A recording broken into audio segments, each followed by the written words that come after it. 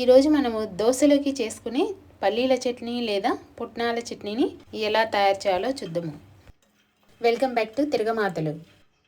ముందుగా వేరుశనగ పప్పులను బాగా వేయించుకొని పక్కకు తీసుకోవాలి. తర్వాత అదే ప్యాన్లో 2-3 స్పూన్లు ఆయిల్ వేసుకొని ఒక చిన్న స్పూను జీలకర్ర, తర్వాత కట్ చేసి పెట్టుకున్న పచ్చిమిర్చిని కూడా వేసుకోవాలి. ఇప్పుడు ఒకసారి అంతా కలుపుకోవాలి. పచ్చిమిర్చి అంతా కొద్దిగా ఫ్రై అయిన తర్వాత కట్ చేసి పెట్టుకున్న టమాటో ముక్కలను కూడా వేసుకోవాలి. ఇప్పుడు గ్యాస్ ఫ్లేమ్ను కొద్దిగా తగ్గించుకొని అంతా ఒకసారి మిక్స్ చేసుకోవాలి.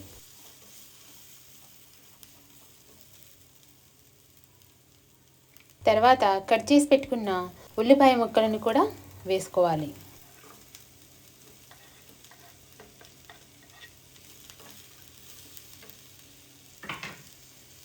ఇప్పుడు అంతా ఒకసారి బాగా ఫ్రై చేసుకుంటూ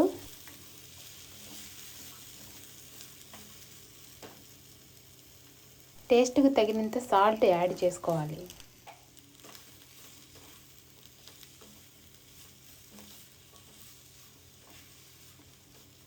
తర్వాత ఒక చిన్న స్పూను పసుపు కూడా యాడ్ చేసుకోవాలి.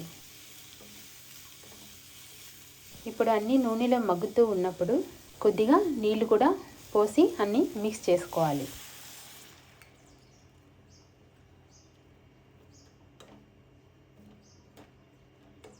ఇప్పుడు మూత పెట్టుకొని కొద్దిసేపు కుక్ చేసుకోవాలి.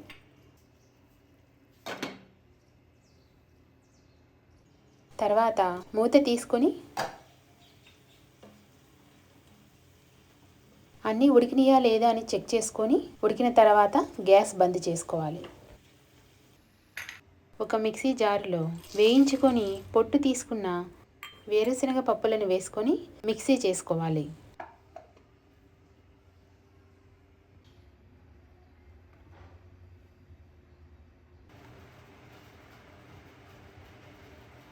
తర్వాత ఇదే మిక్సీ జారులో ఉడికించి పెట్టుకున్న పచ్చిమిర్చి, టమాటో, ఉల్లిపాయ ముక్కలను కూడా వేసుకొని అంతా బాగా మిక్సీ చేసుకోవాలి.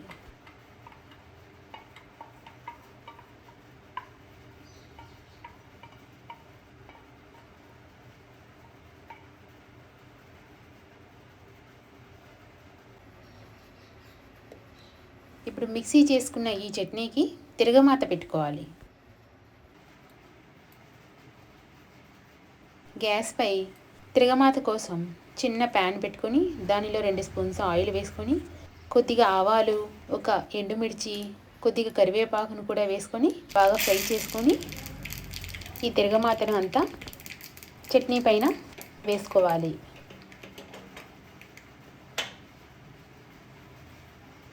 ఇప్పుడు ఈ చట్నీని అంతా ఒకసారి మిక్స్ చేసుకోవాలి. నూనె ఎక్కువ అనిపిస్తే తిరగమాతను స్కిప్ కూడా చేయొచ్చు, ఎందుకంటే నూనె ముందు కూడా వేసి ఉల్లిపాయలను, టమాటా, పచ్చిమిర్చిని ఉడికించుకున్నాం కాబట్టి. ఇప్పుడు దోశను ఎలా వేయాలో చూద్దాం. దోశ పిండిని ఒక గరిటెతో వేడి అవుతున్న పెండెం పైన వేసుకొని క్లాక్ వైజ్ తిప్పుతూ రౌండ్ షేప్ ఇవ్వాలి. ఇప్పుడు దోశ పైన ఒక స్పూన్ ఆయిల్ అంతా వేసుకోవాలి. ఇప్పుడు దోశ అంతా బాగా కాలిన తర్వాత చిన్నగా తిప్పుకోవాలి. ఇప్పుడు వేడివేడి దోశ తయారైంది. ఇప్పుడు దోశను పెండెం మించి పక్కకు తీసుకోవాలి. ఇలాగే ఇంకొక దోశను కూడా వేసి చూద్దాం.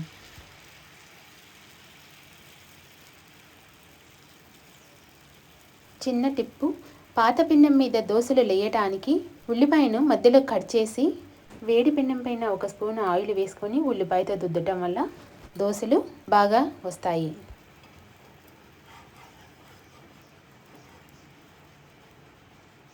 మీకు ఈ వీడియో నచ్చితే లైక్ ఇచ్చి సబ్స్క్రైబ్ చేసుకొని షేర్ చేయండి.